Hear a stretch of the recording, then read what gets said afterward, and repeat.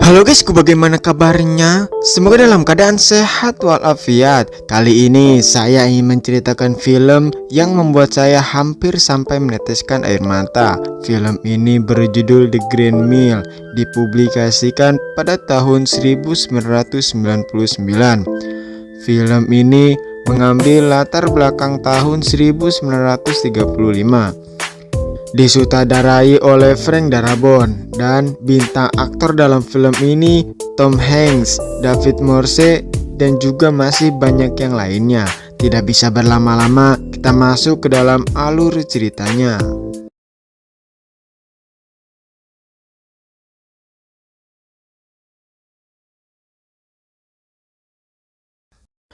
Film dibuka pada sebuah rumah panti jompo. Di sana ada sebuah kakek tua yang bernama Paul. Ia terlihat sangat trauma dengan masa lalunya. Diketahui kakek ini adalah pensiunan sebagai kepala pengawas penjara. Ia bertugas untuk mengawasi dan bertanggung jawab terhadap eksekusi mati.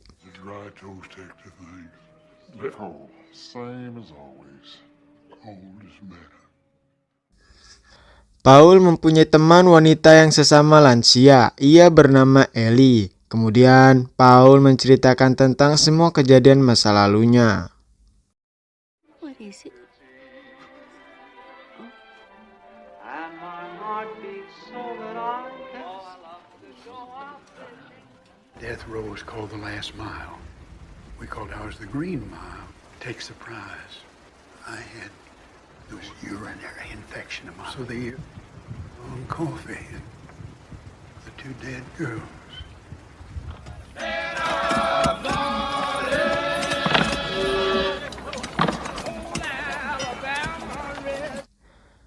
Kembali berlatar pada tahun 1953. Di sana Paul berusia 44 tahun. Ia bekerja pada bagian kepala sipir dan ditempatkan pada sel blok E. Pada blok ini dikhususkan untuk para penjahat yang terpidana mati yang akan siap dieksekusi. Blok ini juga disebut dengan nama The Last Mile, sesuai dengan judul film yang berarti jalan terakhir. Di siang hari, sipir yang lainnya menelpon pada Paul untuk memberitahukan bahwa mereka kedatangan tahanan baru. Terlihat seorang tahanan keluar dari dalam mobil. Ia mempunyai perawakan tubuh yang sangat besar, bahkan para sipir pun tidak ada apa-apa yang ketika berhadapan dengannya.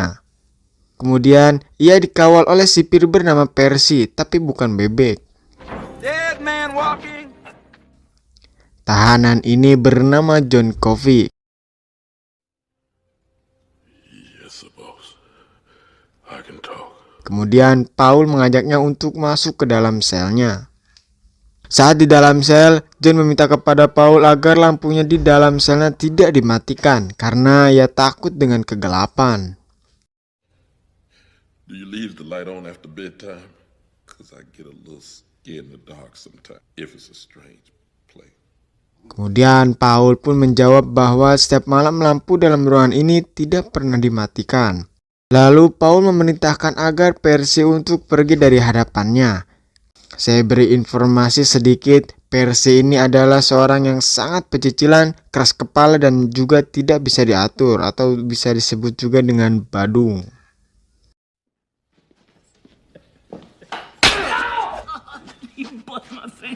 Get the hell off my block. Mereka semua heran pada John karena bertubuh besar tetapi mempunyai hati yang bersih. Ia juga berbicara dengan pelan dan lembut. Ketika Paul melihat wajah dari sosok John, ia terlihat seperti manusia yang sangat polos dan penuh dengan ketulusan. I couldn't help it, boss. Back, but it was too late. Setelah di dalam kantor, Paul diberikan riwayat kasus yang pernah John lakukan. Kemudian Paul melihat semua kejahatan yang dilakukan John Coffey. Siang hari, di rumah seorang warga, ada seorang wanita yang berteriak. Dikatakan bahwa dua anaknya sudah hilang, diculik dan dibunuh karena melihat bekas darah berceceran di depan rumah. Sang ayah mengajak para warga yang lain untuk membantu mencari dua anaknya. Sang ayah pun berteriak mencari anak-anaknya, namun seketika mereka mendengar suara yang menangis di dalam hutan. Dan di sanalah mereka menemukan John Coffey. Ia terus berteriak sekencang-kencangnya dengan dua anak kecil penuh darah di pangkuannya. Mereka semua pun tersadar bahwa dua anak kecil itu telah tewas dan John Coffey lah yang menjadi seorang narapidana mati atas dugaan pembunuhan. Setelah melihat semua kejahatan John, kemudian Hal datang dan memberitahui bahwa Percy akan pindah pekerjaan menjadi admin di rumah sakit jiwa karena tawaran gaji yang sangat besar. Ia juga menjelaskan bahwa Percy adalah keponakan dari gubernur, jadi pantas saja jika ia merasa paling benar di dalam lapas penjara tersebut. Saya beri penjelasan, hal ini adalah sebagai atasan dari semua sipir yang ada di dalam lapas ini, termasuk Paul. Di malam hari di dalam rumah, Paul menceritakan aktivitas kesehariannya pada sang istri. Saya beri informasi bahwa Paul mengidap penyakit sistitis atau dalam bahasa medis ialah infeksi saluran kemih. Oleh sebab itu, ia selalu merasa sakit ketika membuang air kecil atau kencing dan juga tidak bisa memuaskan batin sang istri. Works. I don't want to pass it on to you. I want me to take sulfa tablets and I'll spend the rest of the week puking every corner of my home. Keesokan harinya tibalah waktu untuk tahanan bernama Better untuk menghadapi eksekusi. Dia pun dibiarkan terakhir kalinya bertemu dengan anak dan istrinya. Hope they forgive me and I'll never do it again. That's for sure. Di sini saya perkenalkan yang berbadan sedikit gemuk, ia bernama Stanton atau panggil saja Brutal, dan ia pria sedikit pendek bernama Dean. Satu lagi yang sudah menginjak lansia bernama Harry. Sementara itu, Paul bersama Dan dan Brutal sedang mempersiapkan tempat untuk eksekusi, sekaligus latihan untuk eksekusi berlangsung dengan lancar dan mengikuti sesuai dengan ketentuan yang berlaku. You have anything to say before your sentence is carried? Haters, and I want to shit in your hat. Paul adalah seorang yang penuh dengan rasa kemanusiaan. Walaupun para tahanan ini adalah penjahat yang sangat kejam, tetapi ia tetap ingin memastikan bahwa eksekusinya berjalan dengan cepat agar mereka tidak merasakan begitu dahsyatnya sakaratul maut. Karena syarat, kepala Bitter harus dicukur. Di sana Paul hadir untuk menemani saat-saat terakhirnya, walau hanya sekedar mendengarkan Bitter berbicara.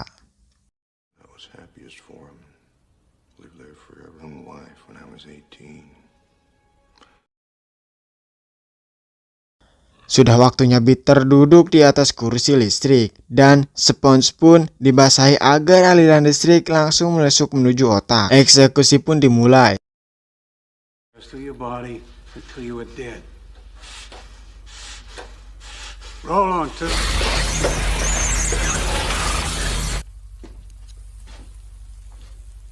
Setelah selesai eksekusi, Percy mengatakan hal-hal yang tidak pantas.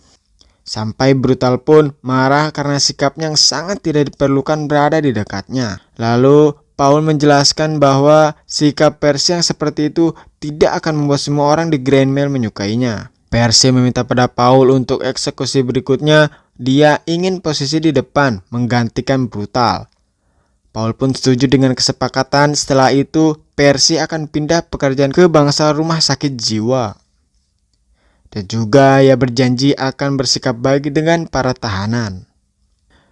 Cerita di film Green Mile tidak hanya membahas tentang eksekusi mati, juga ada sesuatu yang menarik, juga ada pada tikus. Contohnya, pada suatu hari ketika Paul dan Dean dipanggil oleh Brutal, mereka diperlihatkan ada seekor tikus yang keluar dari dalam ruangan isolasi. Berbeda dari tikus pada umumnya, tikus ini tidak takut dengan keberadaan manusia. Tikus ini juga mendekati mereka bertiga. Kemudian Brutal memberikan secuil potongan biskuit pada tikus itu, lalu ia kembali masuk ke dalam isolasi.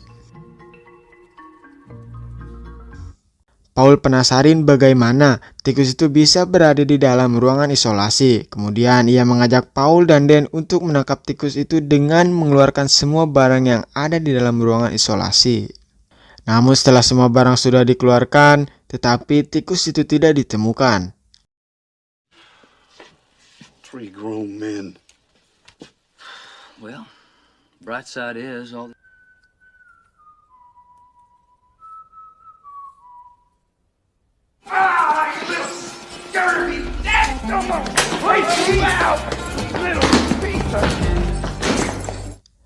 Senin berganti Selasa, hari makin berlalu. Paul mendengar suara Del yang sedang tertawa. Kemudian ia memanggil brutal dan Den untuk memperlihatkan sesuatu. Dan ternyata tikus yang tempo hari mereka cari kini berteman dengan salah satu tahanan bernama Del. Tikus itu seperti sudah pernah dilatih untuk dijadikan tikus sirkus, dan itulah sebabnya mengapa tikus ini tidak takut dengan manusia. Dan Mr. Jingles lah nama yang diberikan Del pada tikus itu. Tikus itu pun melakukan apa yang diperintahkan Del, tentu saja membuat Paul dan teman-temannya menjadi terhibur. Percy yang tiba-tiba datang memberikan apresiasi pada Del, sesuatu yang tidak mungkin terjadi pada seorang Percy. Mungkin saja ia mengatakan benar, ingin berubah sikapnya dan juga ingin membuktikan bahwa dirinya bisa berubah menjadi orang baik di depan Paul. Di hari yang sama, pada siang hari, Paul dipanggil ke kantor Hal. Ia memberitahui bahwa ada tahanan baru yang akan datang. Tahanan ini sudah membunuh 3 orang sekaligus, termasuk wanita hamil. Hal juga menceritakan bahwa penyakit yang diderita istrinya adalah tumor otak yang sudah menggerogoti tubuhnya. Karena keluarga Paul berhubungan baik, Paul pun menjadi bawahan yang paling akrab dengan Hal. Ia pun merasa iba, juga sedih kepada Hal atas cobaan yang diderita istrinya. Dan istri yang dimaksud ini bernama Melinda. Infeksi saluran kemih Paul pun makin parah sampai ia harus menahan rasa yang sangat sakit ketika buang air kecil.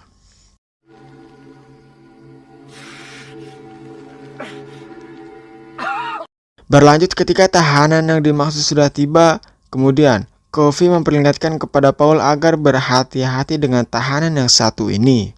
Pria ini bernama William. Ia langsung menyerang petugas dan membuat kekacauan. Rasa sakit yang dialami Paul di daerah kanjut itu tidak bisa tertahankan lagi. Ia hanya bisa berbaring menahan kesakitan.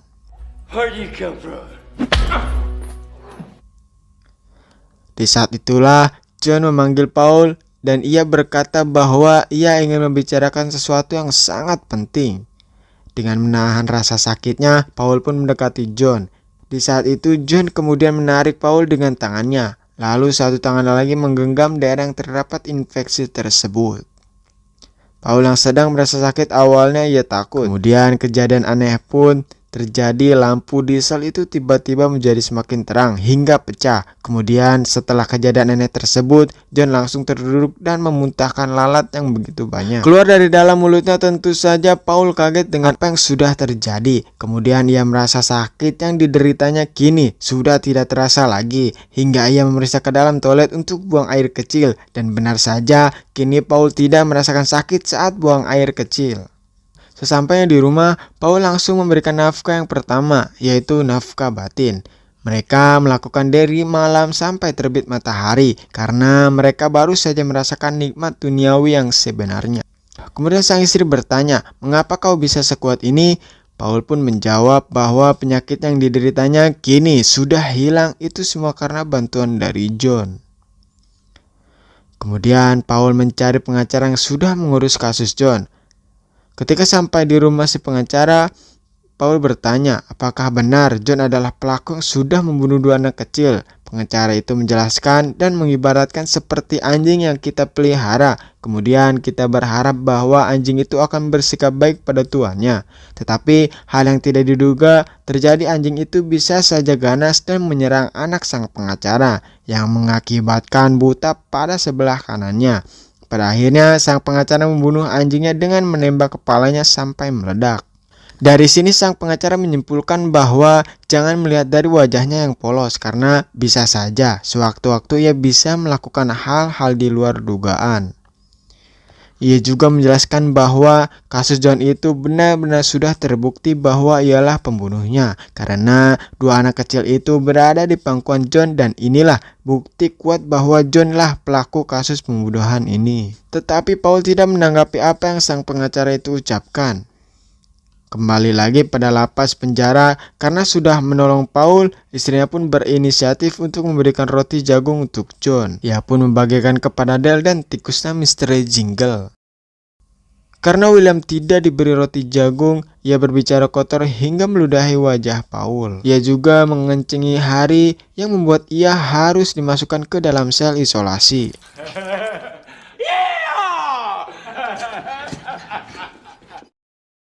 We'll go man to man. Get to the bed. He'll be fine. I'll be good. Keesokan harinya, William ingin membalaskan dendamnya karena di dekatnya ada seorang cleaning service yang sedang makan. Ia membeli kue pai kepadanya. Di saat Brutal datang, ia memuntahkan di hadapan wajah Brutal.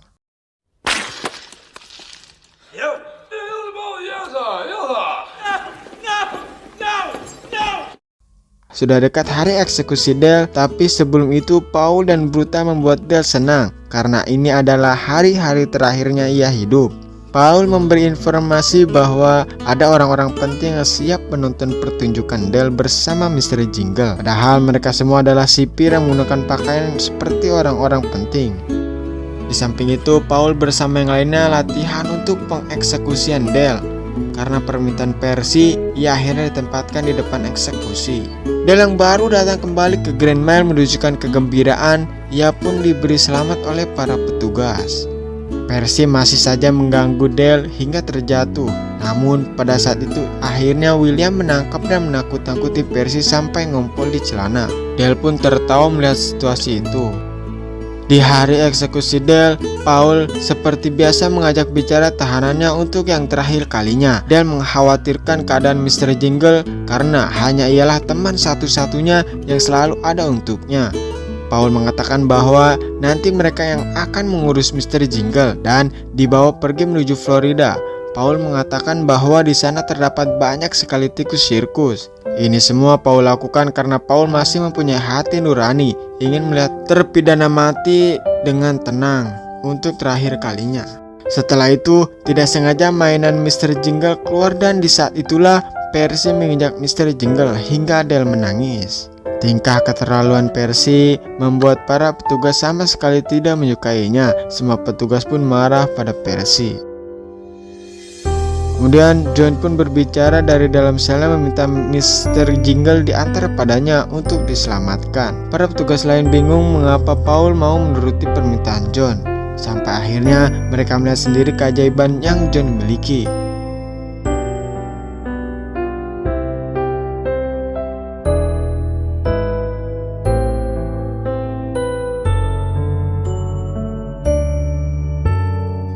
Paul dan Brutal pun kemudian pergi menemui Percy bahwa tikus yang ia injak tadi kini baik-baik saja, sambil mengatakan bahwa membunuh tikus pun kau tidak becus, apalagi bekerja di Grand Mile. Paul kecewa karena Percy ingkar janji, padahal sebelumnya ia berjanji untuk menjaga ketenangan para tahanan. Kemudian setelah itu Brutal dan Paul pun mengancam Percy, mereka akan mengizinkan Percy berada di depan untuk eksekusi Dale. Tetapi setelah itu ia harus mengajukan pengunduran diri untuk pindah pekerjaan. Percy pun siap tidak siap harus menerima tawaran itu. Dan juga Paul mengatakan bahwa akan membuka aibnya jika ia menolaknya.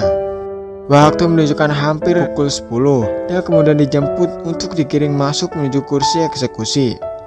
Sementara Mr. Jingle dititipkan kepada John. Dale didatangi para keluarga korban untuk menyaksikan eksekusi Dale.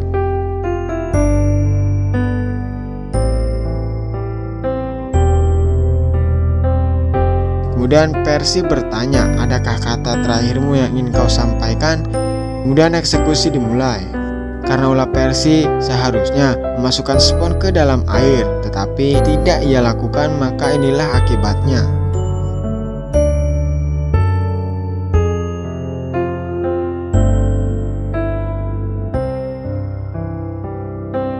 Paul menyadari bahwa spons yang Percy letakkan adalah spons kering, sehingga mengakibatkan Dale harus meninggal dengan cara berbeda.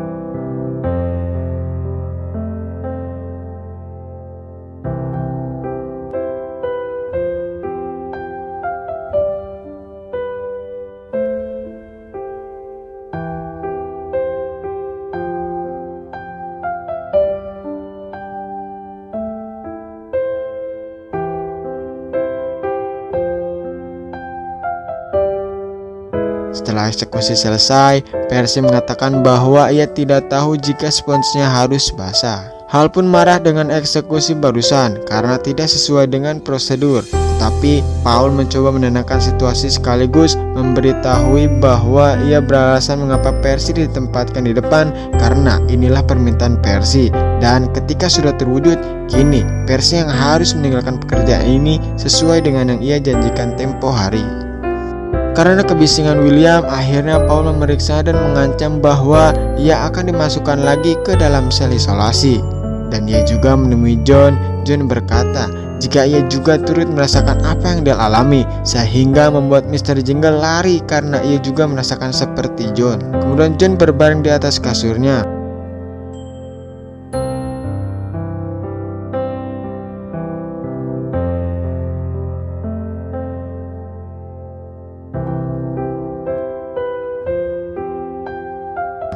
Keesokan harinya, Paul dan istrinya berkunjung ke rumah Hal untuk melihat kondisi Melinda, istrinya yang sedang sakit tumor di otaknya. Hal lalu berkata kalau kondisinya Melinda kini sudah berubah tidak seperti dulu lagi, diakibatkan karena tumor yang sudah menggerogoti tubuh istrinya.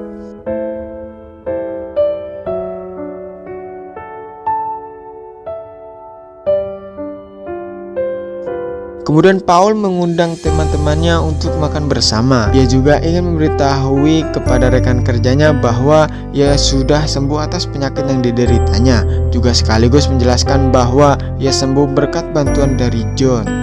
Maka sebab itu ia ingin mengajak rekan-rekan kerjanya untuk membantu Hal dalam mengobati istrinya yang kian hari makin tidak karuhan. Awalnya teman-temannya kurang yakin dengan John, bisa saja John lari pada saat kita bawa keluar, dan juga mengingatkan bahwa John Coffey adalah pemuda yang sangat berbahaya jika mereka membawa John keluar dari sel. Paul mengatakan bahwa jika memang John benar pelaku pembunuhan, mengapa Tuhan memberikan keajaiban kepada orang jahat? Pada akhirnya teman-teman pun setuju rencana awalnya, yaitu ingin memberikan obat tidur kepada William karena tingkah laku tahanan ini paling rese yang ada di dalam penjara ini.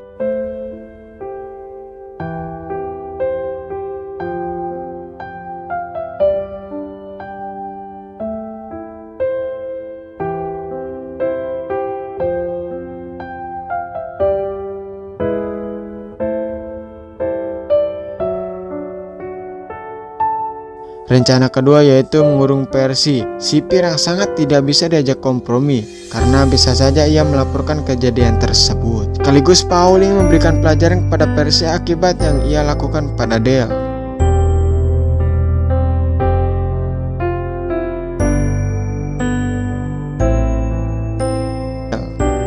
Dia tahu bagaimana John mengetahui semua rencana Paul dan teman-temannya. Ia juga mengatakan bahwa ia tahu alasan ia dibawa keluar untuk mengobati seorang wanita. Kemudian Dan yang akan bertugas menjaga sel. Ketika semua pergi membawa John, di saat itu William tiba-tiba megang tangan John. Lalu seketika John diberi penglihatan atas perbuatan yang ia lakukan. John juga mengatakan bahwa William ini adalah orang jahat. Kemudian mereka melanjutkan perjalanannya.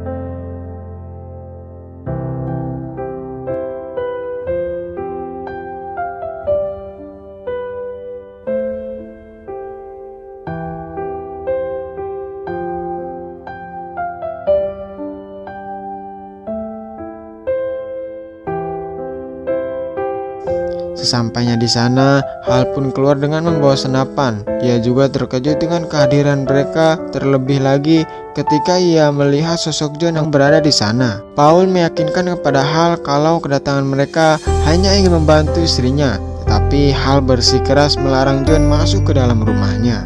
Namun dengan kelembutan hati seorang John membuat Hal menjadi luluh. Ketika John sampai di depan Miranda, ia tidak ingin ada seorang yang masuk ke kamarnya. Kemudian John menenangkannya. Ketika Miranda sudah tenang, John langsung menghisap untuk menarik penyakitnya.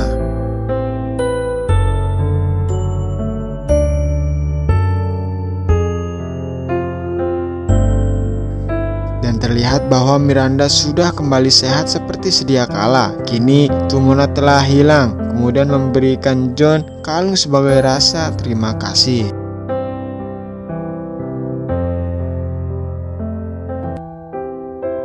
Selanjutnya mereka mengecek Percy yang ada di sel isolasi. Tampaknya Percy belum bisa mengintrospeksikan dirinya sendiri. Ia tetap saja mempunyai sifat kekanak-kanakan dan tidak mau diatur. Setelah Percy keluar, tiba-tiba John mencengkram leher Percy dan kemudian memuntahkan penyakit yang ia dapat dari Miranda ke dalam diri Percy. Seakan Percy seperti orang yang akan menanggung penyakit yang diderita oleh Miranda. Hal itu membuat keanehan. Percy kemudian berjalan ke sel William, mengambil pistol dan menembaknya. Paul tidak percaya dengan apa yang terjadi. Ia pun langsung meminta penjelasan dari John. Kemudian John menjelaskan bahwa ia berdua adalah orang-orang yang jahat dan harus diberi pelajaran. John juga memerintahkan kepada Paul untuk memegang tangannya karena John ingin memberikan sedikit kemampuan yang ia miliki. Kemampuan John pun pindah pada Paul, dan di sanalah Paul mendapatkan sebuah gambaran tentang kejadian yang akhirnya bahwa ternyata William adalah orang yang bekerja dengan seorang pria yang merupakan ayah dari anak-anak yang diduga korban pembunuhan. Diketahui William adalah seorang pedofil yang ingin memperkosa dan menculik dua anak itu hingga meninggal, dan John adalah orang yang mencoba menyelamatkannya. Dan inilah sebabnya asal-muasal semuanya terjadi pada John, sampai ia menjadi tersangka atas tuduhan yang tidak benar ini dan mendapatkan hukuman mati. John juga mengatakan bahwa ia sudah lelah melewati hidup ini seperti tidak adanya teman, rekan, sanak, keluarga, tetangga. Ia selalu menjalani hidupnya sendiri. Ia juga menjelaskan bahwa ia hanya terus merasakan kejahatan yang ada di seluruh dunia, dan itu yang membuatnya pasrah tentang semua yang terjadi saat ini. Pada akhirnya, Percy berakhir di rumah sakit jiwa. Di rumah, Paul bercerita pada istrinya bahwa John tidak bersalah, dan juga ia tidak bisa membuktikan bahwa bukanlah John pelakunya. Suatu malam, Paul dan brutal pergi menemui John. Seperti biasa, ia bertanya tentang apa yang ingin John makan dan apa permintaan terakhir John. Akhirnya John berkata kalau ia ingin makan daging asap dan roti jagung buatan istrinya. Kemudian, ketika Paul bertanya tentang pendeta yang akan menemaninya berdoa, John menjawab dia tidak perlu pendeta, dan ia hanya ingin Paul berdoa untuknya. Paul pun bertanya dengan tulus akan menuruti keinginan John dan mengatakan, apa yang harus aku lakukan? Jika kau ingin aku biarkan kabur, maka akan aku lakukan. Tetapi John mengatakan untuk apa melakukan hal sebodoh itu. Paul menjawab bahwa ia takut ketika di hari penghakiman nanti Tuhan bertanya padanya, kenapa ia membiarkan salah satu makhluk terbaiknya mati terbunuh. Dan juga bertanya, pasti ada sesuatu yang bisa kami lakukan untukmu. John mengatakan jika ia ingin menonton film, dan film itu berjudul Surga. Ia juga ingin agar Paul dan Brutal menonton bersama-sama.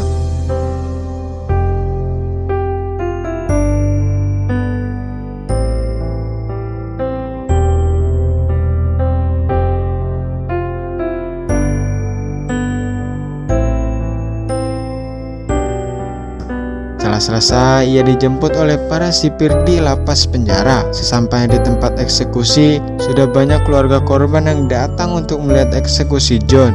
Di sana juga, John merasakan bahwa semua orang yang berada di sini sangat membencinya. Padahal John adalah seorang manusia yang baik dan ingin menolong sesama kepada yang lainnya.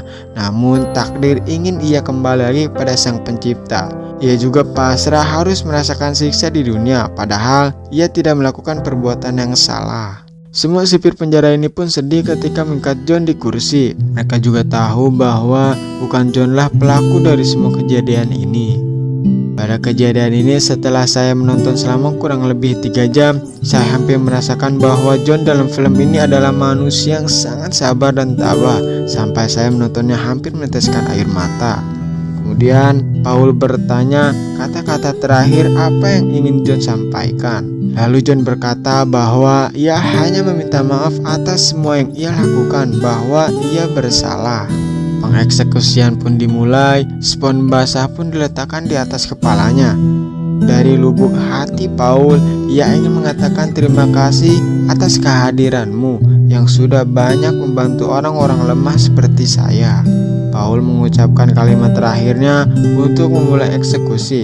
Tetapi berat hati Paul untuk mengatakan perintah sampai brutal menegurnya untuk segera melaksanakan eksekusi.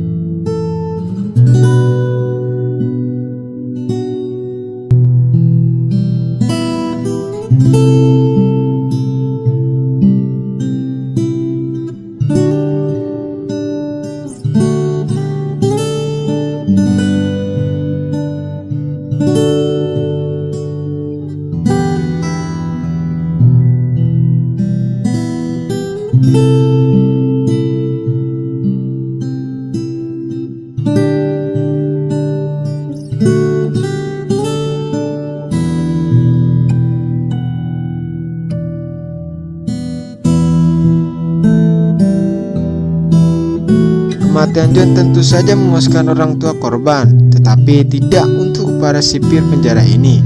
Eksekusi John adalah eksekusi terakhir yang Paul ikuti, karena setelah itu brutal dan Paul meminta pindah dari penjara tersebut. Menceritakan itu semua kepada Ellie, ia juga membuktikan bahwa semua yang ia ceritakan itu benar-benar adanya.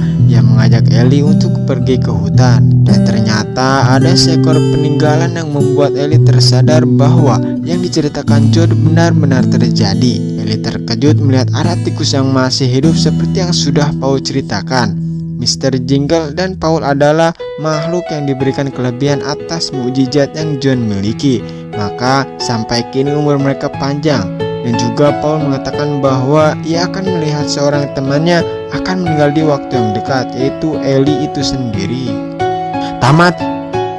Isi makna dalam film ini adalah kita tidak bisa melihat seseorang dari penampilannya, postur tubuhnya, dan warna kulitnya yang hitam. Tidak menutup kemungkinan bahwa ia adalah manusia yang diberi kelebihan oleh Sang Maha Pencipta. Dan juga kita tidak tahu kejadian yang terjadi dalam kehidupan seseorang, jadi tidak bisa mengambil kesimpulan bahwa ia bersalah. Dari sosok John kita belajar bahwa sabar dan tabah dalam menghadapi masalah adalah kunci kehidupan yang sebenarnya. Saya FTT17 mohon pamit undur diri. Saya pribadi mohon maaf bila ada kesalahan dalam pengeditan, pembahasan, dan penyampaian yang kurang berkenan. Mohon dimaafkan. Saya pamit. Assalamualaikum warahmatullahi wabarakatuh.